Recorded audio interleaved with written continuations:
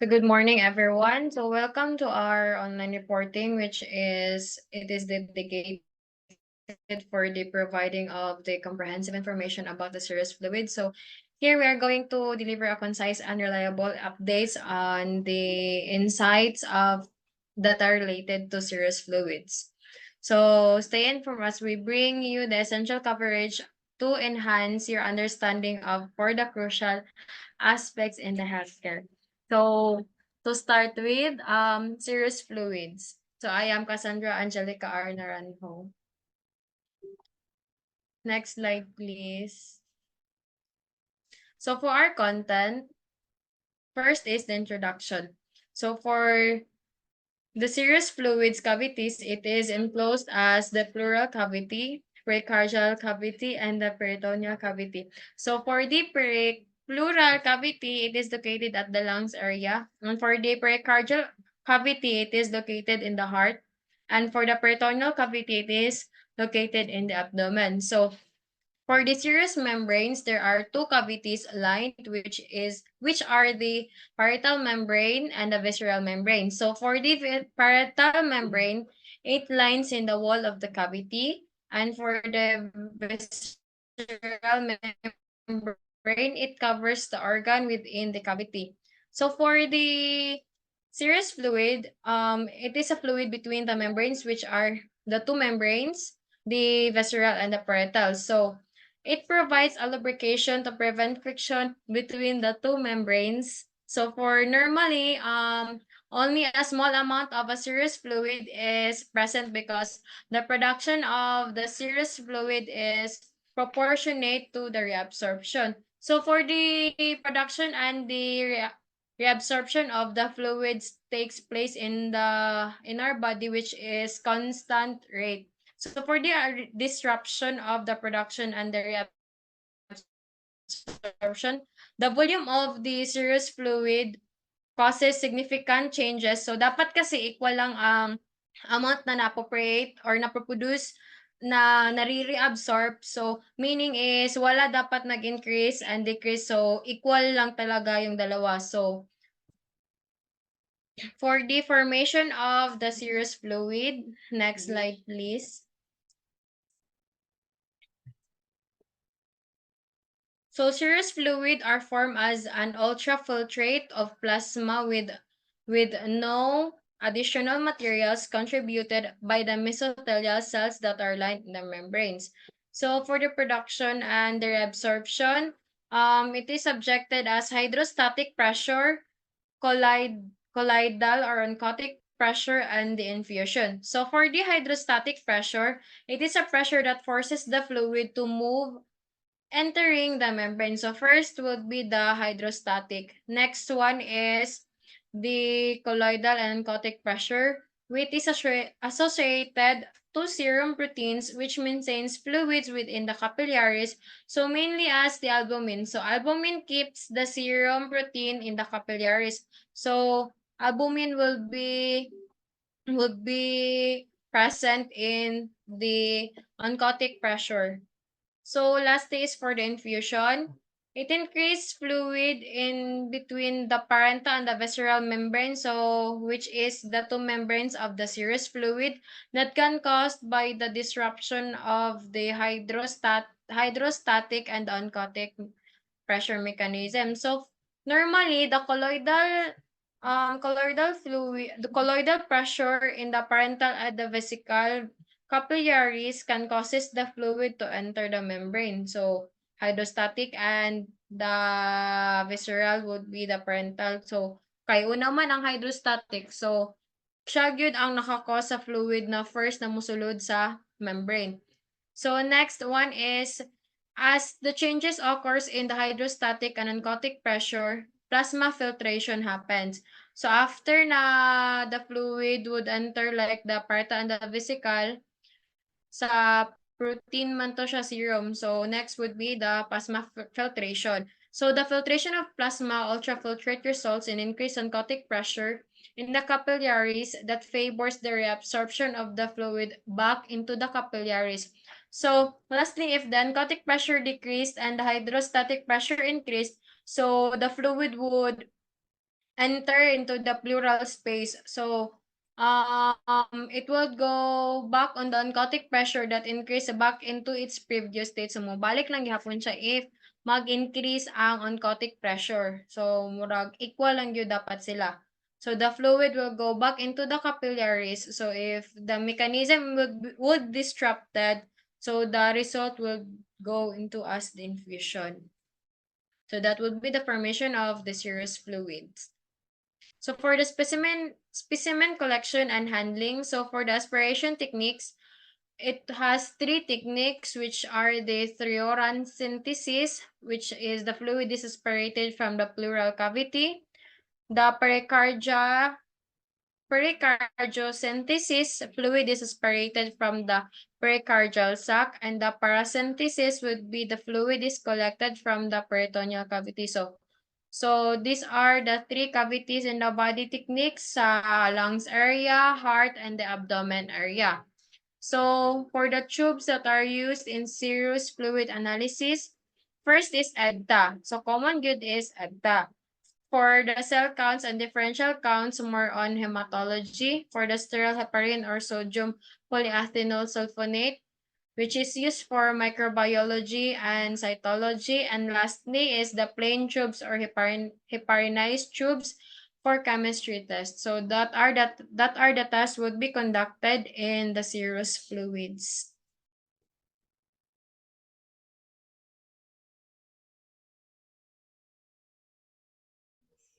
Good morning, everyone. So to continue with the report, I am Zarina Norma Antonio, and I will be discussing the transudates and exudates. A general classification of the cause of an effusion can be accomplished by categorizing the fluid. But first, what is effusion? In simplest form, it is a result from an imbalance of fluid production and reabsorption. Effusion is categorized into two, which are the transudates and exudates.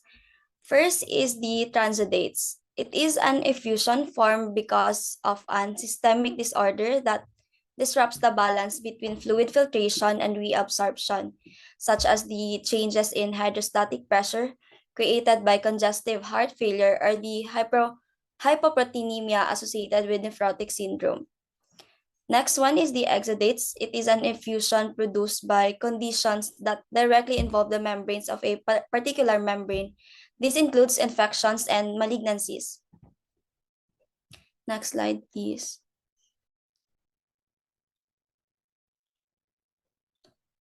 So the pathologic causes of effusion is categorized into two. First is the increased capillary hydrostatic pressure and fluid retention. Next is the decreased oncotic pressure, which includes nephrotic syndrome, hepatic cirrhosis, malnutrition, and protein-losing enteropathy. Next is the increased capillary permeability, which includes microbial infections, membranes, inflammations, and malignancy. Lastly, the lymphatic obstruction, which includes malignant tumors, lymphomas, infections, and inflammation, and thoracic duct injury. Next slide, please. For the general laboratory procedure of effusions, the laboratory procedure, traditionally a variety tests have been used to differentiate between transudates and exudates, including total protein, lactic dehydrogenase, cell counts, and spontaneous clotting. However, the most reliable differentiation is obtained by determining the fluid, which is the blood ratios for protein and lactic dehydrogenase. It uses the serous fluid examinations. Classification of transudates or exudate includes the appearance, cell counts and differential, chemistry, microbiology, and cytology. Next slide, please. What we can see in this slide is an example of a laboratory differentiation of transudates and exudates. Next, reporter.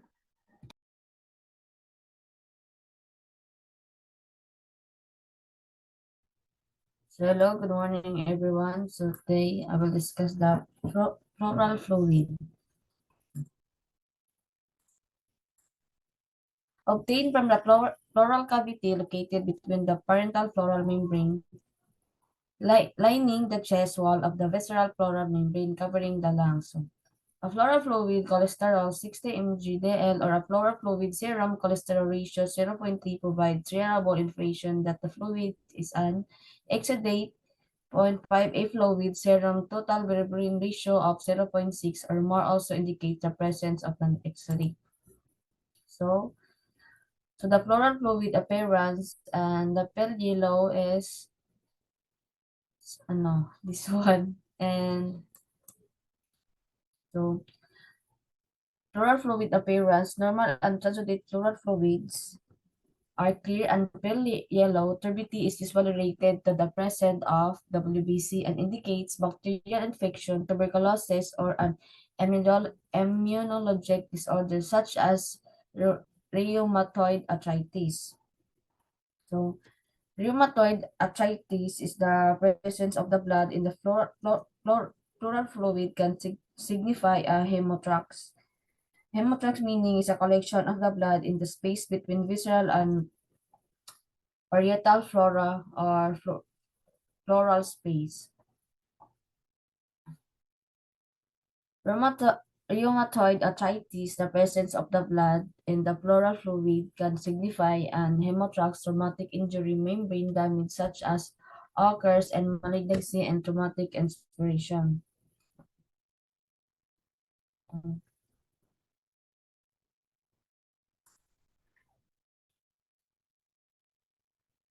So the creation of pleural fluid appearance and disease and the appearance of the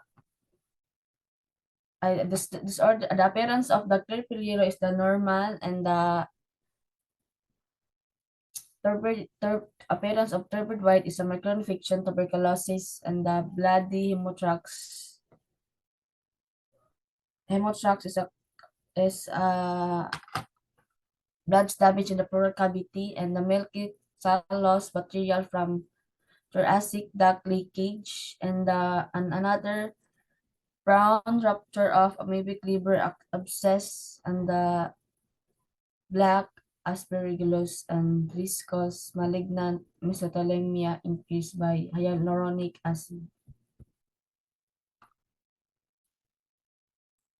So the hematology test primarily associated with the pleural fluid includes macrophages normally account for 64 to 80% of nucleated cell count, and the neutrophils 1 to 2% of nucleated cell count, and lymphocyte 80 to 30% of the nucleated cell count.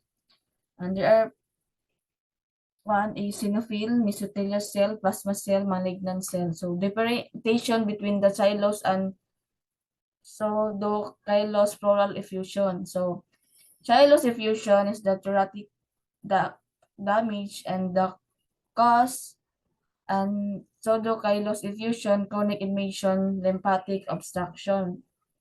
Appearance, milky white, and the pseudoxylus effusion is a milky green stains. Leukocyte, predominantly lymphocytes, mixed cells, and the cholesterol of the chylous effusion absent, and the pseudocylus effusion is present. So, triglyceride 1 to 10 mg/dl, and the pseudocylus effusion 50 mg/dl. So, then staining. So, chylous and pseudocylus infusion is strongly positive, and the pseudocylus effusion is negative and weakly positive.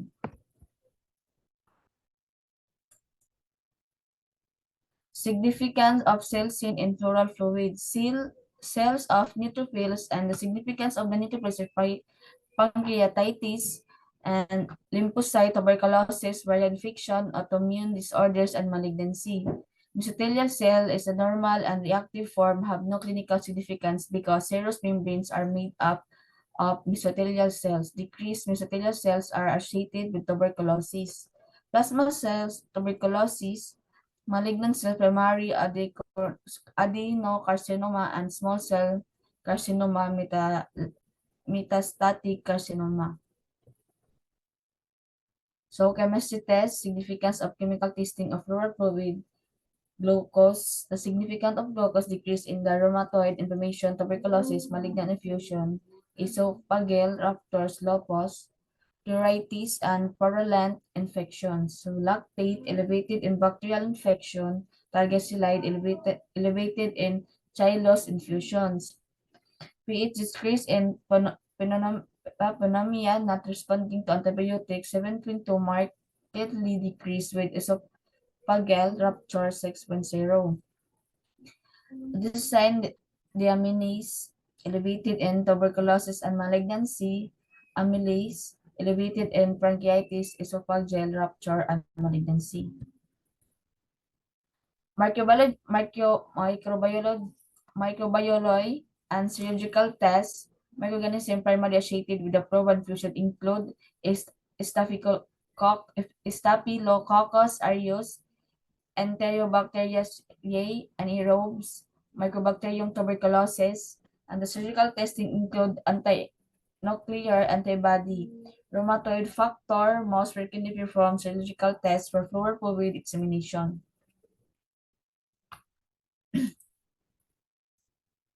The tumor markers provide valuable diagnostic information in infusion of malignant origin. So associated with colon cancer, associated with metastatic uterine cancer, breast cancer, associated with lung cancer. Good day, my name is Patrick Pedlapena and I'm the one who will discuss the pericardial fluid and the peritoneal fluid. So normally, the only small amount of pericardial fluid is present and usually ranging from 10 to 50 ml. So the laboratory test of the pericardial fluid, ang gina-perform sa nga test is for determining whether the fluid is transudate or unexudate, and ang test niya is serum protein and lactic dehydrogenase ratio. So pericardial fluid is not that common, so there are few laboratory tests. So the significance of pericardial fluid testing, so if ang appearance niya is clear pale yellow, yang significance is normal lang siya and transudate. And next is the blood streak. So if there's a presence of blood streak, it indicates that there's a infection and malignancy. And next is the grossly bloody. Naman ang appearance is there's an indication nga na siya cardiac puncture and anticoagulant medication. Next is the milky appearance. So it is chylous. Ang yang significance is chylous and pseudochylous material. So in additional testing, if increased ang yang neutrophils, it indicates that there's a bacterial endocarditis. So notably, more than 1,000 WBCs per UL with a high percentage of neutrophils can indicate bacterial endocarditis. Next is the malignant cells. So if there's a presence of malignant cells, it indicates na siya ay metastatic carcinoma, same sa carcinoembryonic antigen. Next is for gram stain in culture. It is for the bacterial endocarditis, and for tubercular infusion naman, there are two tests that is the acid fast stain and adenosine deaminase. So just like the pleural fluid analysis, cytologic examination of pericardial fluid exudates for the presence of malignant cells is important part of fluid analysis. So most frequently encountered nga result of metastatic lung cancer or breast carcinoma and resemble those found in pleural fluid. Next slide, please.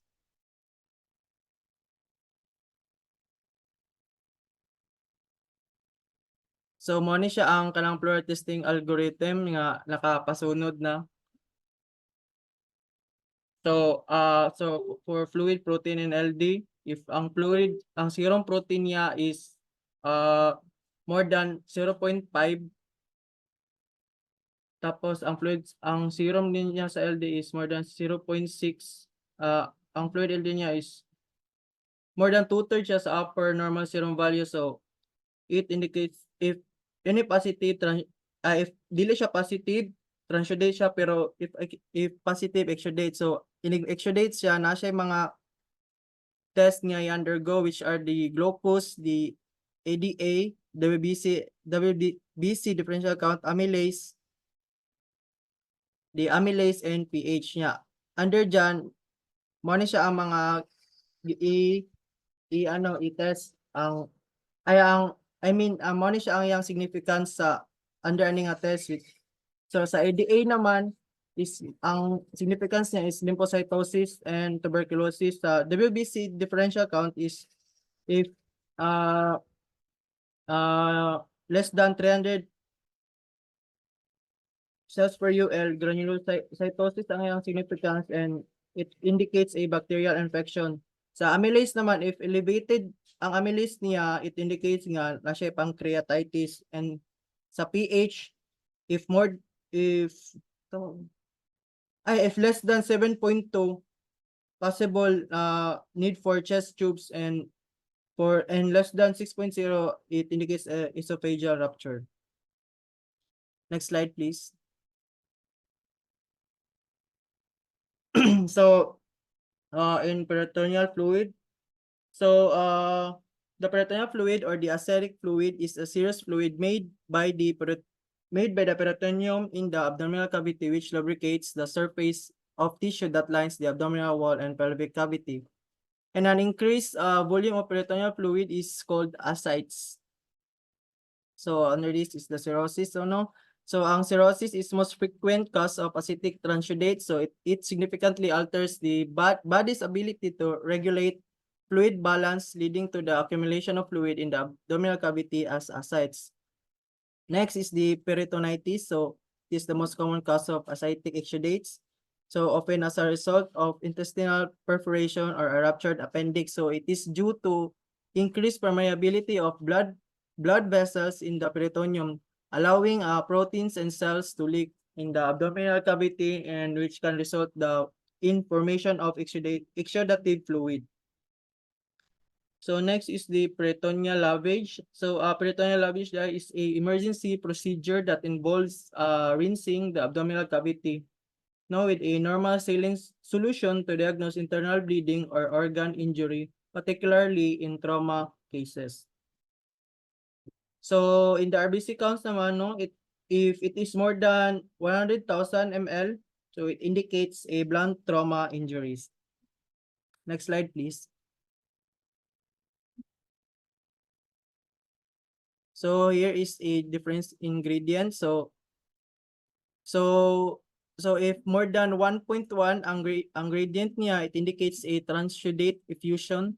And if it is lower naman, it indicates exudative effusion. So example of that, if the serum albumin is 3.8 milligrams per deciliter minus the fluid albumin of 1.2 milligrams per deciliter, it equals to 2.6.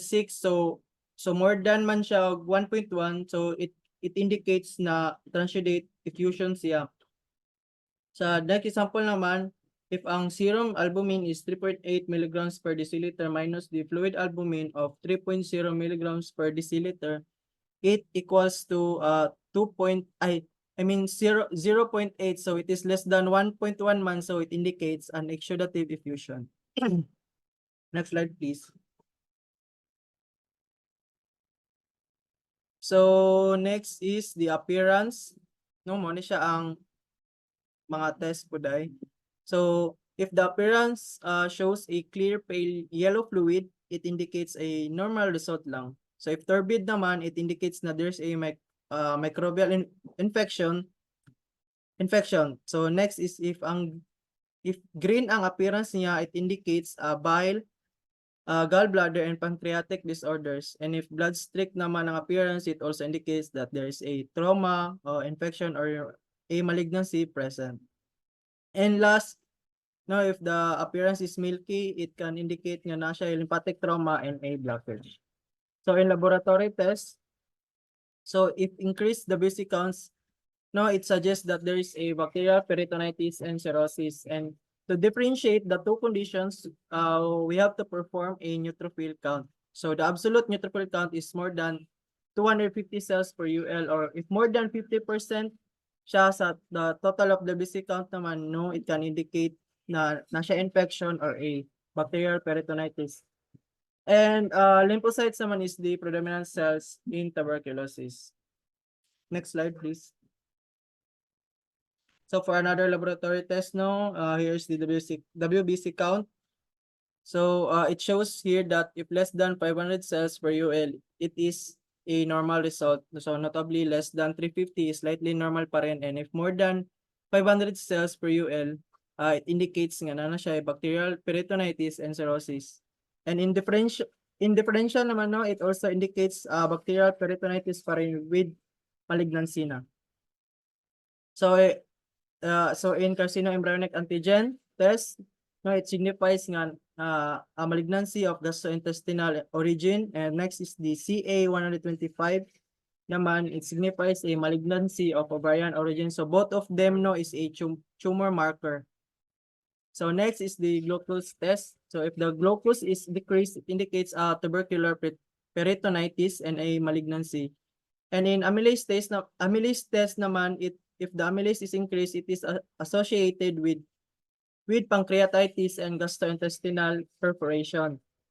Next is the alkaline phosphatase test. So it also associated with gastrointestinal perforation if it is increased.